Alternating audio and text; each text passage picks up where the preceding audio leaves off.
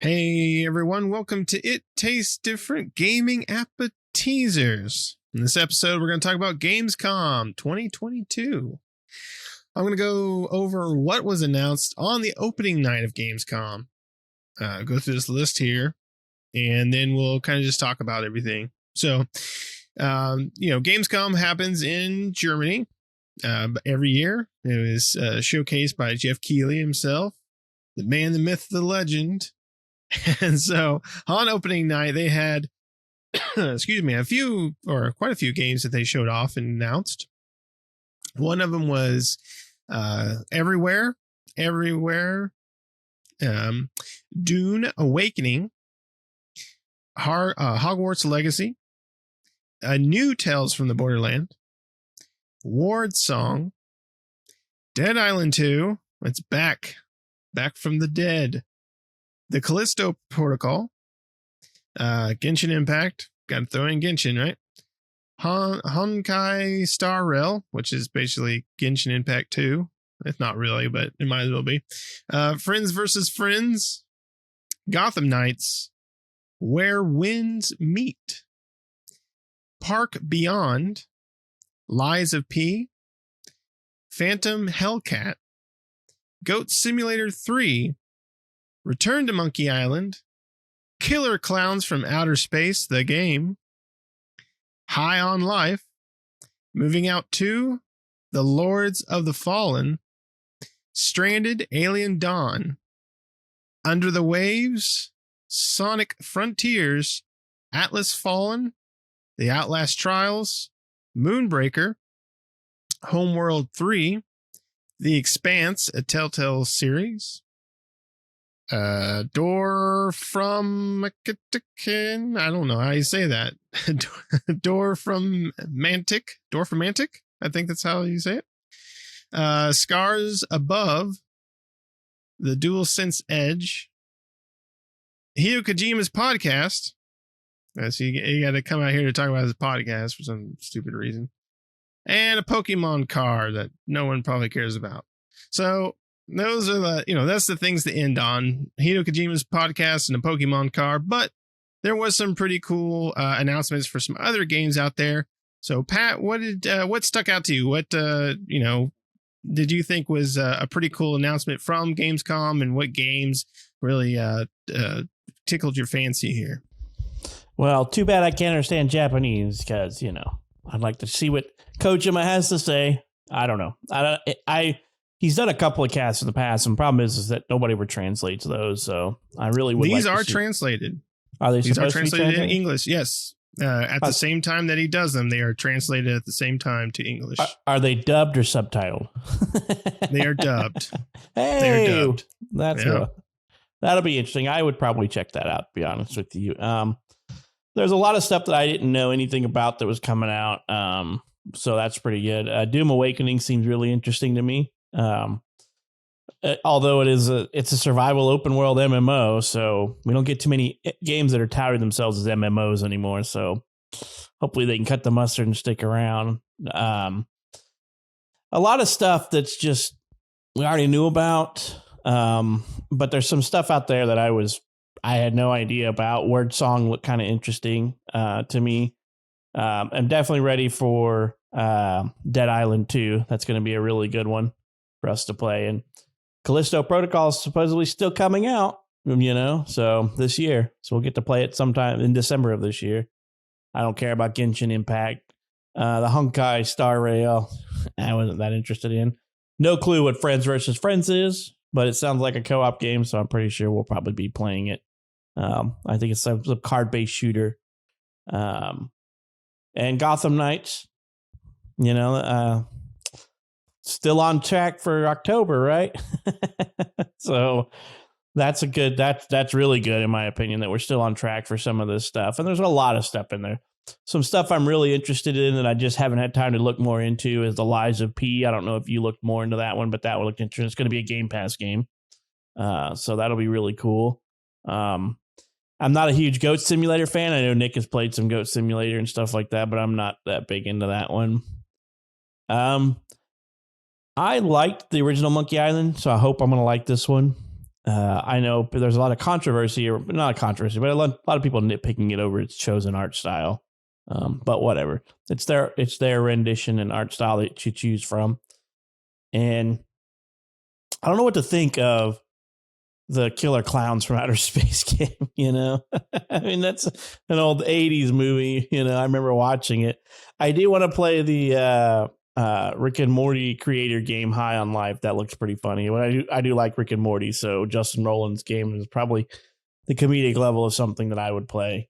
Not looking forward to moving out because I didn't like the first one. You know, we tried to play that one co-op, right, Nick? Was that the one we tried to play co-op, but it was only couch co-op? All got in there. We're like, how do we play this? Yeah, something like that. Yeah, and then Lords of the Fallen from Hexworks. I don't know what to think about that one. You know, I had to see more. They showed just a little quick, 3-minute little sizzle reel type thing on it. And then Stranded Alien Dawn looks interesting. I like Surviving Mars, which is another game they made. So I'll hopefully like this one. And then Under Waves, I have no clue what that one is. It's a Quantic Dream game.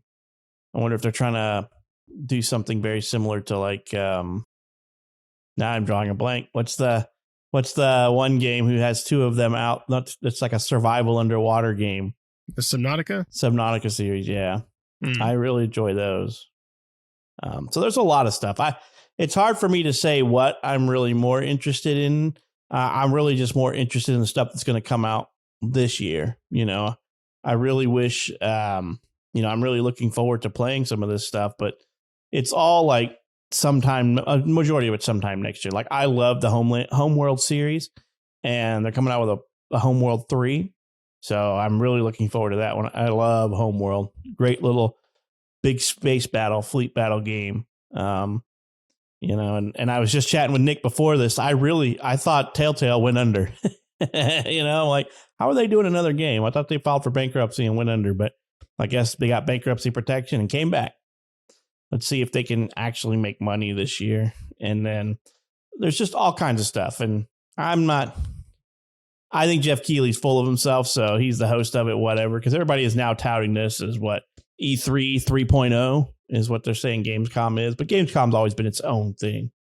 But, everybody's going to compare everything to E3 this year because there was no E3. So now everybody's all, this is E3 4.0 and 6.0 and whatever. So it's its own thing. It always has been, and it will be until E3 just doesn't come back, which, it's supposed to come back. And who doesn't want a Pokemon car, right? I sure don't want no miniature car. I'm too big for a Pokemon-sized car. Well, they call it the Aceman or something like that, and it's an electric type.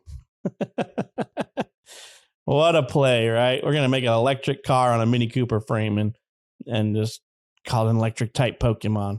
So there's a lot of stuff there, a lot to keep track of, in my opinion. And,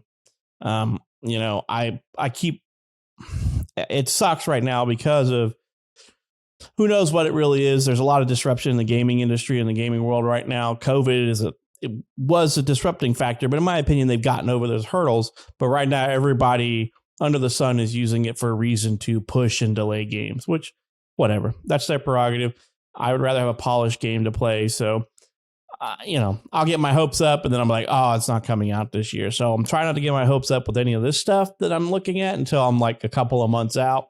But even we know that a couple of months isn't, games that are a couple of months out aren't immune to it. I mean, we saw pushes this year from the Ragnarok series, because, they push it out to the end of the year, just a couple of months before it was supposed to come out. And then what was the other one we were looking to play here recently? The Sun one, the Wolverine one. Midnight Suns. Yeah. They got pushed to 2023. Yeah. And that was supposed to come out here in October, wasn't it? Yeah, I think October or something like that. And now it's sometime next year. So games are pushing like crazy, which, that's part of what everybody's touting is the gaming industry is in a fiscal hurting position right now because all of the game sales are down and everything. Well, of course the game sales are down when you're not releasing any huge titles that often this year. This year and last year were huge pushes for lots of game titles, and we're still getting that now. So trying not to get my hopes up about anything, but I mean, the Dune one is kind of one that I was really probably mostly interested in. If I'm looking at this list of stuff that was announced on day one, the Dune one for me. What about you, Nick? Yeah, I mean, Dune looks really cool. And that's coming to consoles as well as PC. That's made by Funcom, which Funcom is, they make good MMOs. They don't seem to do good critically very well. And they seem to have a cult following with their MMOs and their survival games and stuff, like Conan, the survival game. They're fun games. It just seems like there's always something that they're missing with them. So, but we'll see with Dune Awakening, you know. I mean, Funcom's not a horrible developer by any means. Yeah, that Ward Song looks pretty cool. Ward Song is a game being developed by Bethesda Game Studios and Obsidian alumni, is formerly a part of Bethesda and Obsidian. And they created their own studio called Something Wicked Games. And this is their first a game, which is the Ward Song game. So we'll see what they do. You know, I mean, just because they came from big developers doesn't mean jack, because we've seen that before and we've seen them come together and make a lot of crap. So, you know, hopefully it turns out to be good. I can't believe Dead Island's finally got a release date. It's coming out February of next year. And I mean, as long as it doesn't get pushed, right? 8 years later, right? Because this game was announced a long time ago.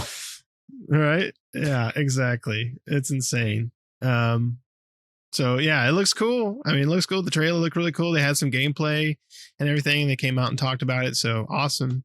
Looking forward to that. Callisto Protocol looks really good. That's supposed to still looking for December. Yeah, I don't know what Friends versus Friends is. Gotham Knights. We'll see how that turns out. Where Winds Meet.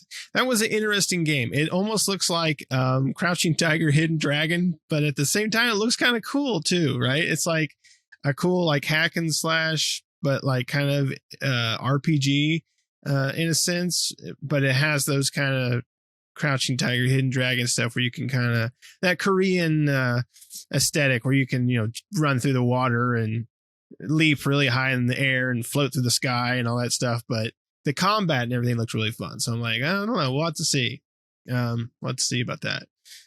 Beyond Park, you know, that's like basically building. There's like a roller coaster tycoons or park tycoon type games. So those can be fun if done right. Liza P looks really good. I'm really interested into that. And that is coming in Game Pass, like you said. So that's awesome. It's inspired by Pinocchio's, which is interesting. Yeah, and it looks, I can't really tell if it looks kind of reminds me of, you know, boss battle games like Souls and stuff. So I wonder if it's going to be that Souls level of difficulty, but it looks pretty. It looks really good. Yeah. It looks cool. I mean, yeah, a lot of people are touting it as like a Souls-like or Bloodborne type looking game. I don't know if it plays that way. It looks like it does in the trailer, but we'll know once we get it in our hands. And it's going to be on Game Pass, so we can just play it as soon as it comes out. Phantom Hellcat looked pretty cool. Looks like a cool little action platformer almost. Goat Simulator is always a fun time. Return to Monkey Island is cool. Killer Clowns from Outer Space. This one is being made by the people that made I think the Jason game. I want to say the one where you play as Jason, the other people are the counselors and stuff like that. It was like that 1 versus 7 or whatever it was. Oh man, yeah. I'm not looking forward to that. This is a 3 versus 7, I think, or something like that. So you basically get to play all 3 clowns, or somebody does, and the other one's the people trying to get away. So it's the same concept, kind of like Dead by Daylight and the Jason game and the Freddy the Nightmare on Elm Street game and all those that. Yeah, those aren't really my style. Or like the Bigfoot game, because I think you can do a 1 versus many in the Bigfoot game, can't you? Or can you not? I can't remember. You can, but the Bigfoot game is fun though, because you can't it's fun, yeah. You can do just because we played it, we could just do us versus Bigfoot AI, which works perfectly fine. So at least they have that, right? And if they do it where, I don't know. I mean, because in the Bigfoot, you can fight back, whereas in those, you really can't, like Dead by Daylight and stuff, you can't really fight back. You're just trying to escape. So High on Life looks really cool, and that's going to be a Game Pass game. So I'm all for that one. Moving out to Lords of the Fallen. That's an interesting game. Interesting that they're bringing that back, because Lords of the Fallen is actually, this is a reboot of Lords of the Fallen. There was if you look it up, and it's still being sold today. There's a game called Lords of the Fallen. And when I first saw this, I was like, isn't there a game already called Lords of the Fallen? And there is. And this is the reboot of that game. That game, the original game, came out in 2014 called Lords of the Fallen. This is basically a follow-up. It says a follow-up. I think it's a reboot of it, because I don't think Lords of the Fallen did. It was kind of like it was like around the time when a lot of games kind of spun off from Dark Souls, and they were making all those Dark Souls games, and that was like one of the first ones that came out. I didn't think it was very good personally. So I think they're just trying to reboot it. And I mean, the trailer, Lords of the Fallen, looks really cool. So hopefully they reboot it in a good way, and it looks really cool.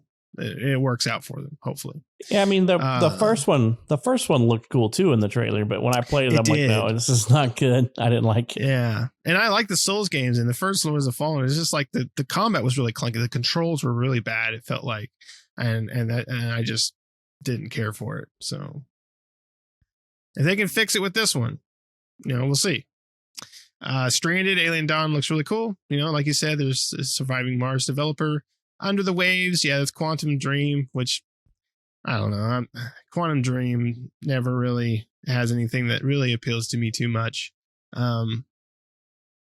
Their games are fine, I guess, but I would assume this is probably more in line with what they usually make, that kind of story-driven, but in this case, it's underwater type of game. Sonic Frontiers. That one is coming out November 8th. So that's the open world Sonic game. That one looks pretty cool. I don't know how it'll do with open world. I mean, it's kind of like open world, not like, some Sonic games have kind of had expanded areas and stuff, but this is like truly open world Sonic game. So I don't know if Sonic needs to go that route. This is their Mario 64 moment. Yes, exactly. Sega's going to try to Mario 64. Can they do it? Because, Nintendo's been successful. Mario Odyssey was the last one they came out with, and that game was great. The last 3D one that they came out with. So, and then Mario Galaxies were really good. Super Mario 64 was really good. So Nintendo was able to bring Mario into the 3D realm.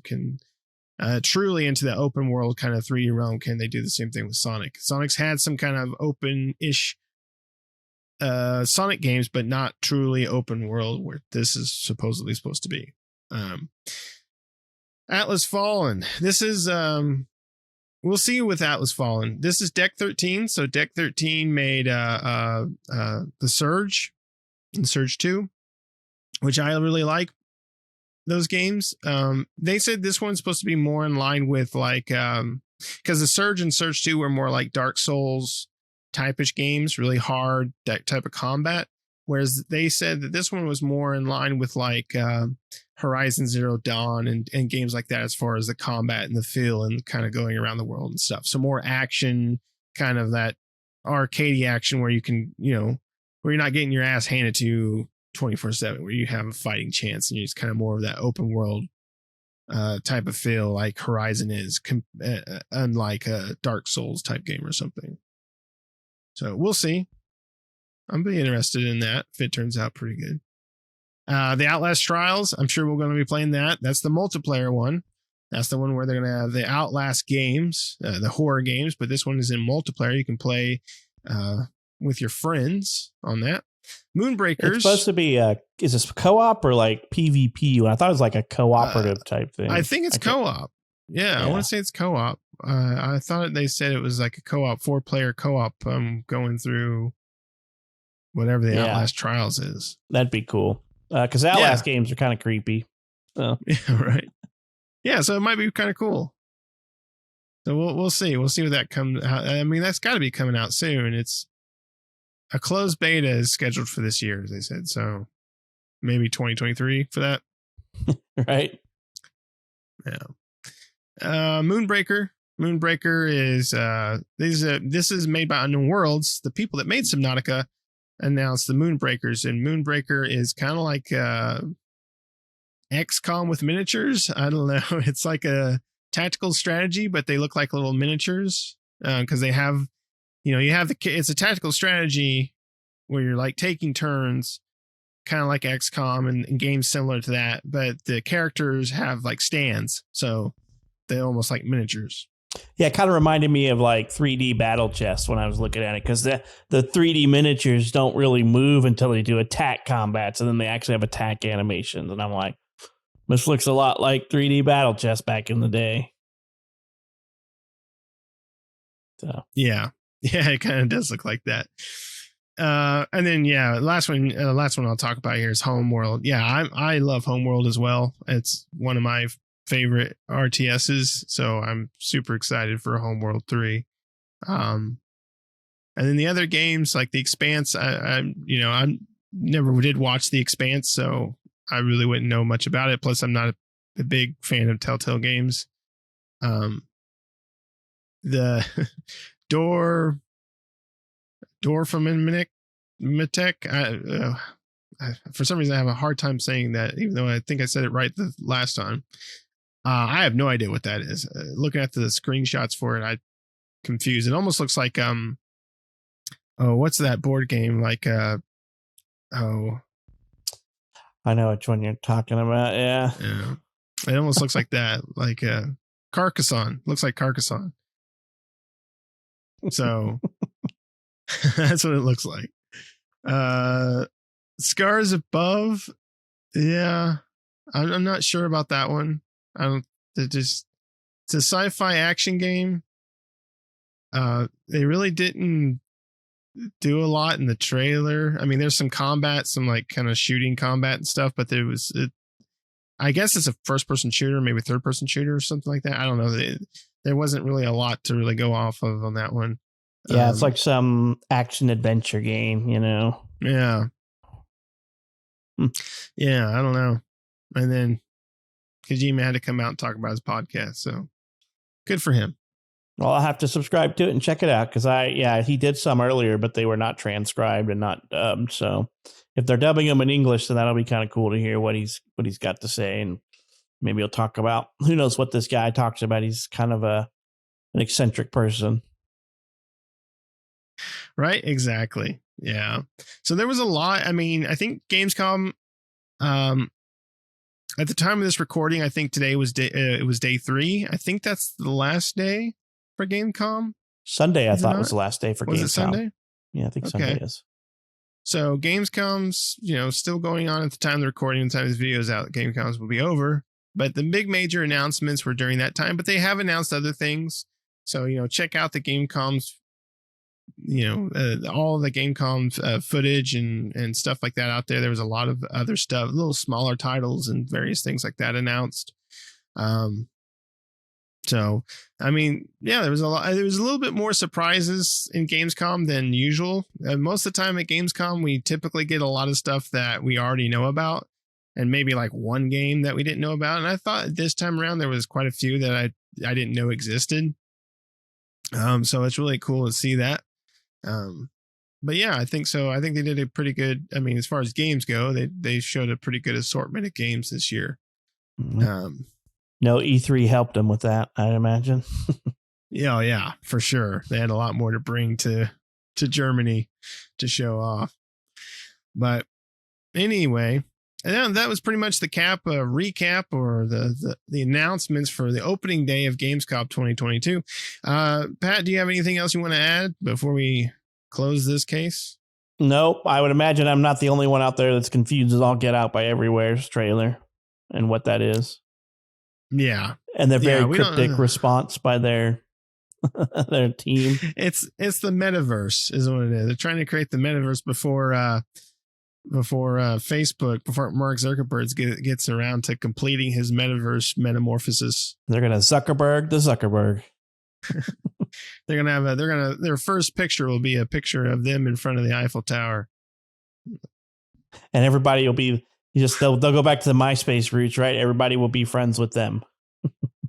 Everybody will be friends with Tom. Exactly. Yeah, I don't know. I don't understand these people these developers and stuff, or these trying to create this. I mean, because from the trailer, like you said, is very confusing. I don't understand what they're trying to show here. It's just it's a hodgepodge of a variety of things. And then it's supposed to be like this open world, this new platform is what they say, right? Whatever that means. So I mean, basically what they're trying to say is like, it's beyond gaming, and like, it's this brand new thing that's just beyond gaming. And the only thing I can think of is something like the metaverse, where everyone's together and you can do whatever you want in this, everywhere in this world. I mean, we have things like that. They're called MMOs. We've created these, but I mean,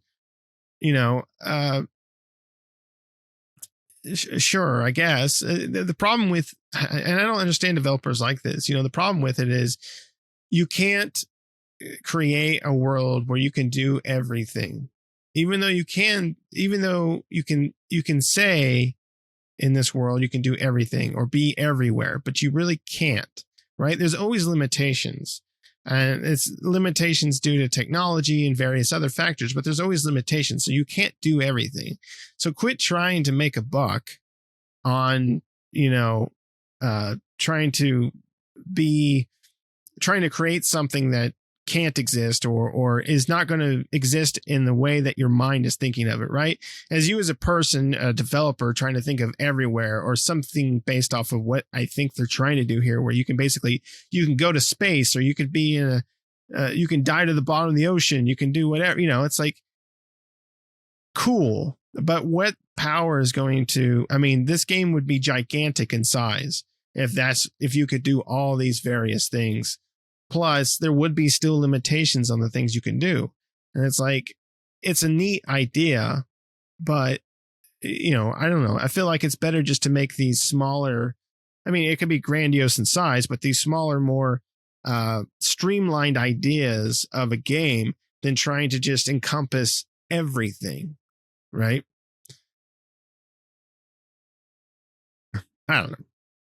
We'll see. We'll see if Everywhere comes to fruition. It's supposed to be out in 2023. So we'll see if that happens and see what it turns out to be. Like you said, even the developer was a little confusing, even with their idea of what it was supposed to be. So we'll find out. I guess maybe if they know somewhere, someone knows. Right. Everybody's thinking it's a blockchain game and stuff because of some open requisitions they have listed and stuff, but they haven't dispelled that. They danced around it, so, to a lot of gamers, blockchain and NFTs is a dirty word. And so they're trying to dance around it without saying, yeah, that's what we're doing, or no, so they don't lie, but they're not being truthful neither, and upfront and honest. So we'll see what it is when it comes out. Yeah, we'll see. So anyway, that is all Gamescom had to offer, at least for the opening day, of course. But thanks everybody for watching. Make sure to, if you've made it this far, make sure to like the video if you haven't already. Make sure to subscribe to the channel if you're not already subscribed. Make sure you hit those bell notifications to stay up to date with new videos that we do all the time. And we'll see you next time.